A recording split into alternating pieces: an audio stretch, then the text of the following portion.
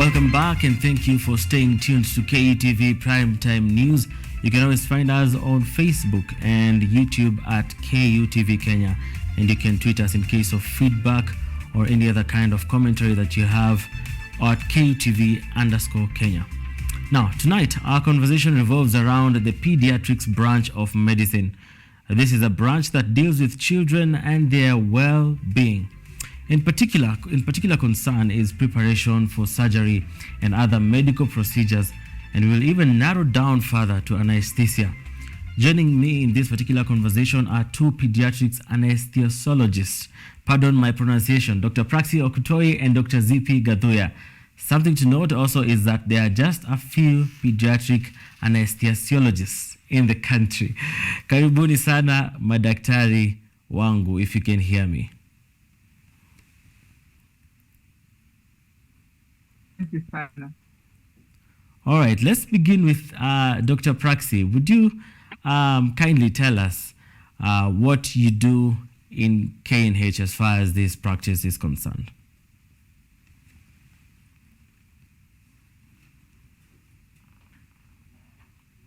Dr. Praxy, if you may enable your microphone kindly. As we do that, let's talk to Dr. Zippy. Kindly shed some light on what you do as well in this particular country as a private practitioner, and also what you do globally as far as this practice is concerned. Dr. Zippy. Thank you very much. As a pediatric anesthesiologist, our work is mainly to put babies to sleep from the very smallest to about 18 years. That is the scope of pediatric anesthesia. And one of the things that has happened is that this is a fairly new space in our setup. And I have also been involved in the setting up of the training program in this country and also out of this country. I serve on the Global Medical Advisory Board for Smile Train, a charity that deals with children's surgery, mainly for CLEP, but I've also served as the secretary for Global Initiative for Children's Surgery. This is a group of people who came together to see how surgery and anesthesia can be made safer and more accessible for children in the world globally, because so many children lack access to safe anesthesia and surgery. Amazing. That's an amazing profile, Dr. Zippy. Now let's move over to Dr. Praxy. If you can hear me now, let's get to hear what you do at KNH and other spheres. Thank you very much. Can you hear me? I can hear you loud and clear. Yeah, so thank you for having me on the call. My name is Dr. Praxy Okutoyi, as you clearly said. I'm a pediatric anesthesiologist at Kenyatta National Hospital, where I have worked for about 15 years now. I deal with anesthesia for children. This is a very specialized area of anesthesia because we facilitate for the safe surgery of children beginning from the neonatal age, which means less than 28 days, all the way to 14 years of age. All right. Thank you very much, Dr. Praxy. You've actually answered my next question that I had for you. So I'm going to go straight to Dr. Zippy, and let's talk about this particular anesthesia, anesthesiology that you perform as doctors in that particular regard. What's really the demarcation between anesthesia for adults and pediatric anesthesia that involves children, definitely?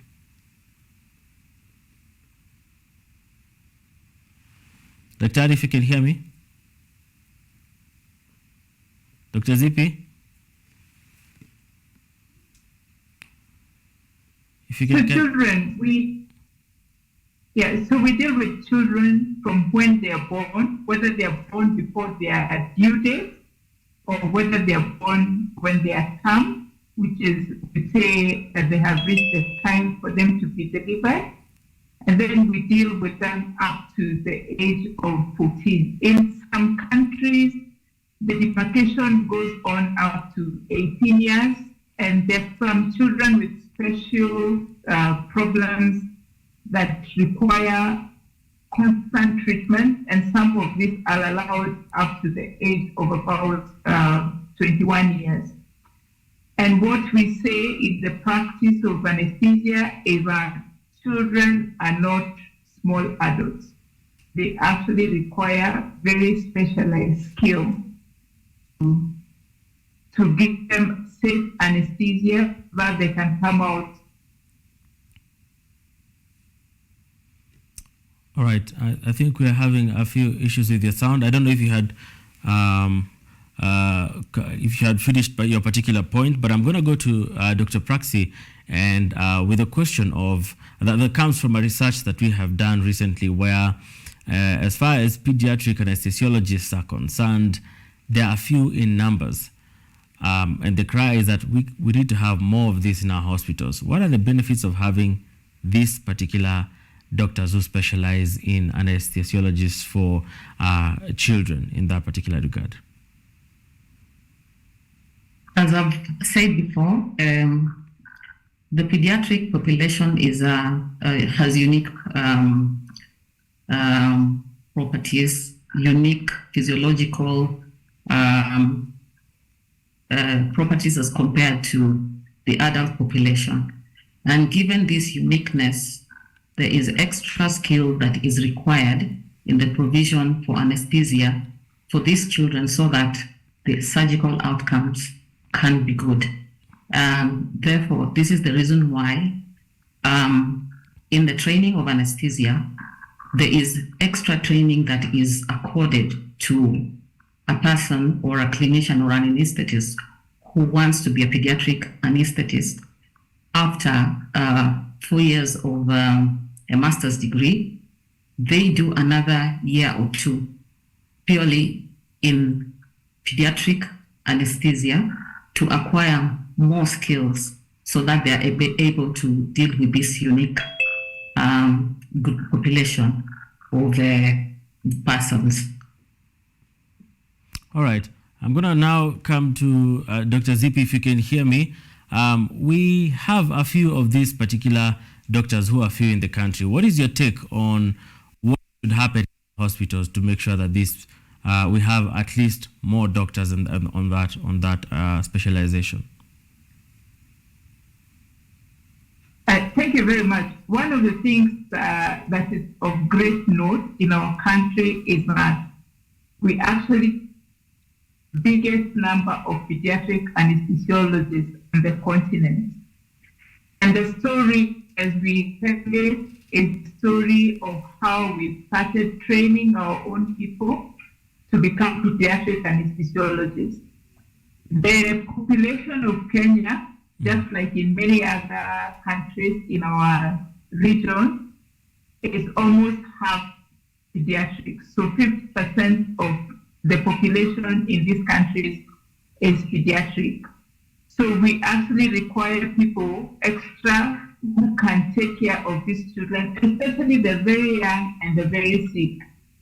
What we have noted is that the likelihood of dying for a child who is given anesthesia in our part of the world is up to almost 100 times higher than the same procedure being done in the West. And of course, we know that even in our country, the discrepancy is a lot if you compare what is happening in the urban areas and what is happening in the rural areas. Our death rate, the number of children who are dying because they cannot access somebody to give them anesthesia at that level is very high. So we are training people locally, so that is why we are increasing our numbers, but we are also having skills imparted on other people who are training in their masters in anesthesia, and also people who are doing their nursing and clinical officer anesthesia.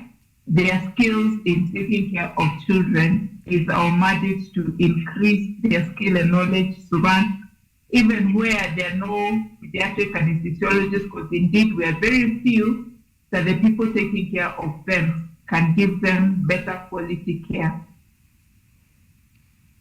Just a quick question that comes to mind at this particular time, even as I move over to Dr. Praxy. Dr. Zippy, you're also free to answer after she has answered. In this particular practice, are there any specific methods that are just specific to children and that cannot work for adults? And how do you, and as you answer that question, how do you prepare kids who are more vulnerable in this particular case? How do you prepare them for this particular procedure, especially when they're about to have a procedure like surgery?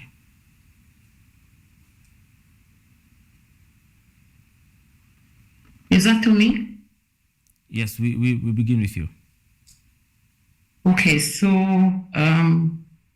you asked whether there's something that we do for children that we don't do for adults.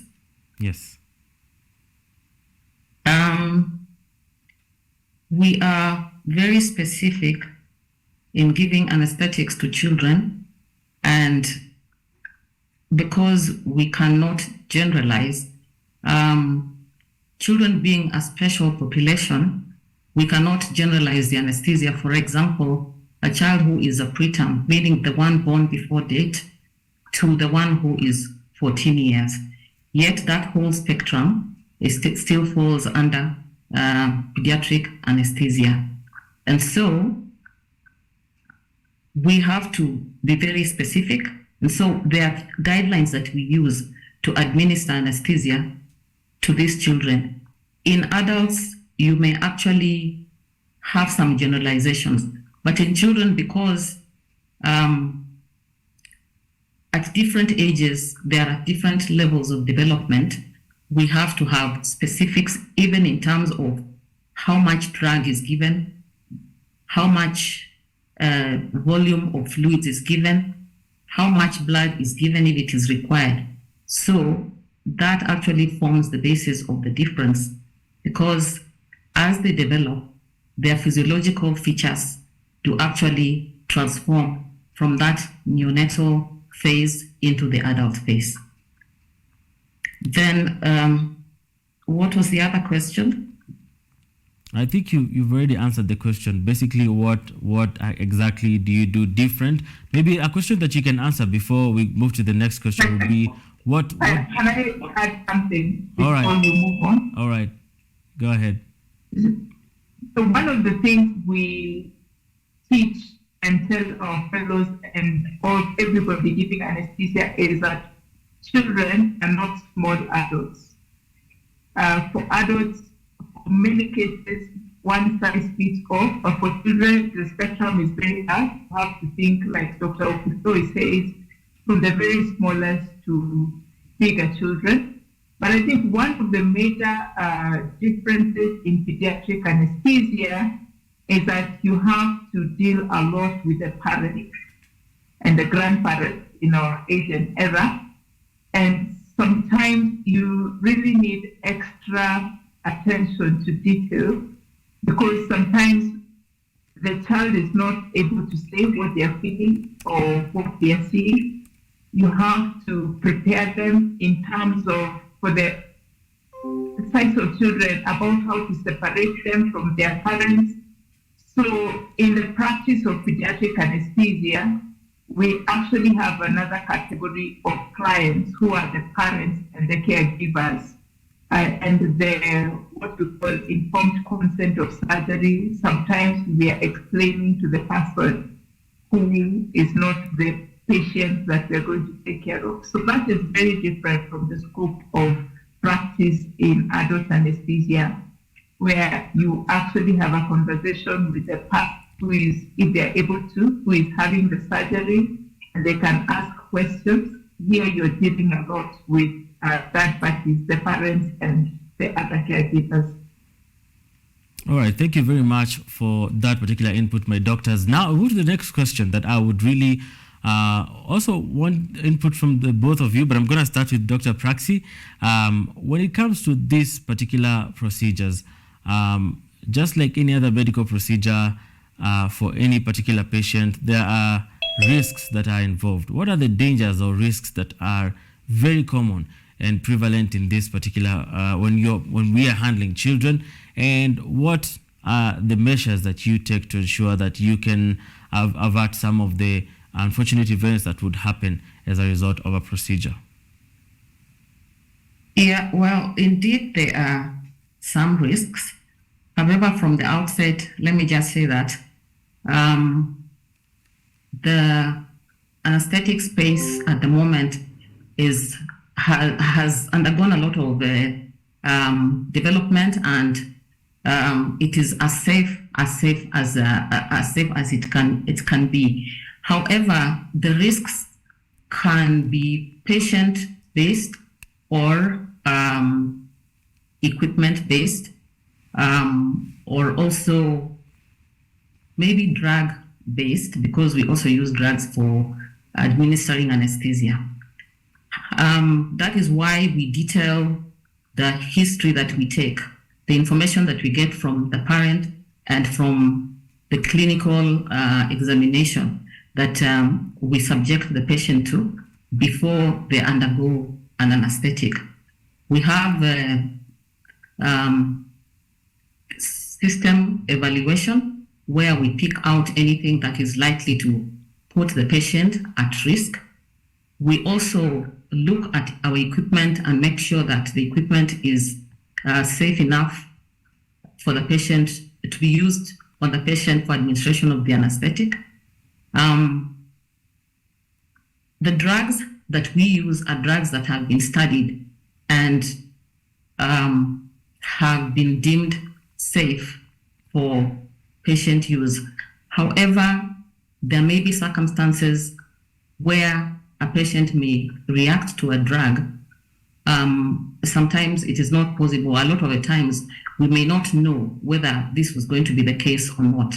And in an unfortunate incident that this happens, then we just document so that there's reference that can be made in the future should this patient need to undergo another anesthetic.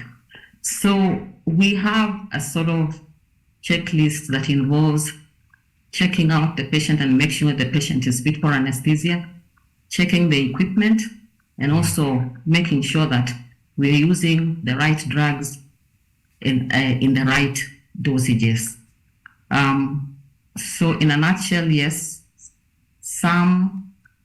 sometimes we encounter bad outcomes, but suffice to say that the anesthetic space now has been made as safe as it can be. We normally use the analogy of flying.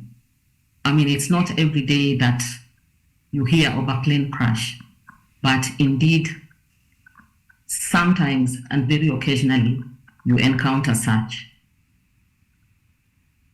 Very, very well put, with an analogy to support that particular evidence in that regard. Now, let's move over to Dr. Zippy. Maybe an addition towards that. Okay. One of the things that is very common with children is that children and the very young have very low reserve.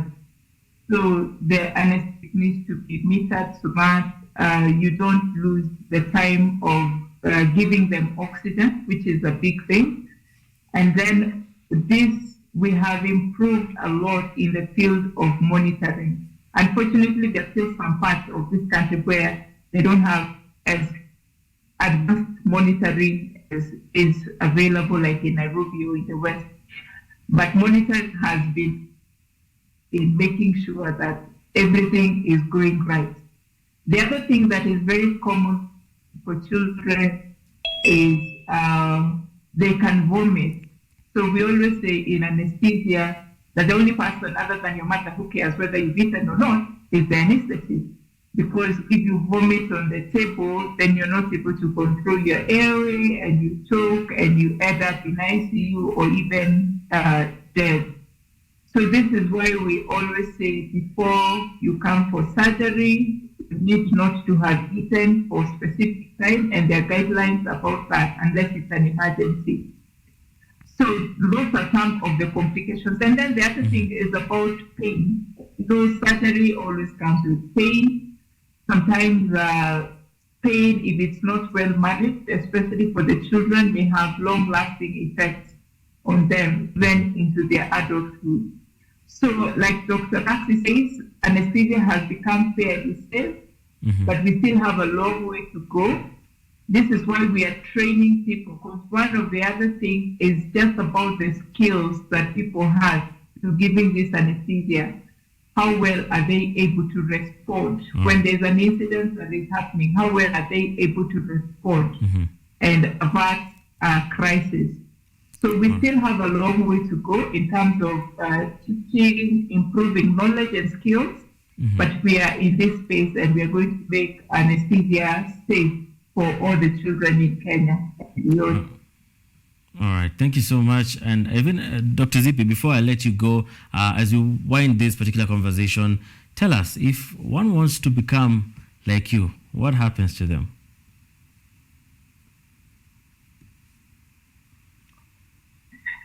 That's a very interesting question, but you have to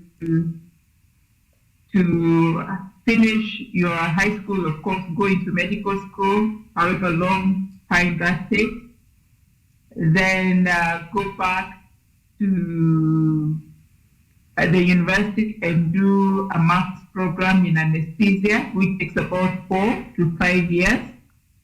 And then you come out and work for about 2 years.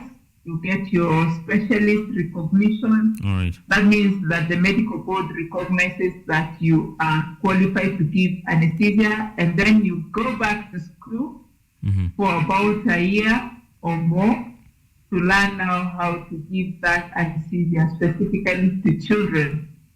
So it's a long journey, but it's doable and it's enjoyable. All right, thank you. Thank you so much. Dr. Praxy, as we wind this particular conversation, your parting shot, and as you tell us your parting shot in the next 30 seconds or so, what's the future? How do you envision the future of pediatric anesthesiology? The future is great. One of the things that's going to happen in the next couple of days is that we are going to launch the Society of Pediatric Anesthesiologists of Kenya. This will happen on the 30th of June, which is Friday next week. We are doing this with a focus of improving anesthesia in this country. We believe that once we launch, we will be able to champion for the safe anesthesia delivery for the children of Kenya. We'll be able to partner and collaborate with other like-minded people, institutions, the government of Kenya, other global partners, just to make sure that we expand this space. We would also like to increase the numbers so that we are not just the fewer of us that we are. So with the launch that is coming up, we are very upbeat and are very positive that the future is going to be bright. So we welcome other people. We welcome everybody to join us in celebrating this milestone. Indeed, our society is going to be the only one of its kind in the region, in the East African region. So we are looking forward to celebrating this milestone. Amazing. Thank you so much. And you'll be sure and cover and be part of that particular event. Thank you so much, my doctors, actually my pediatrics anesthesiologists. Finally, I made it to pronounce. And Dr. Gathuya and Dr. Praxy joining us in this particular conversation tonight.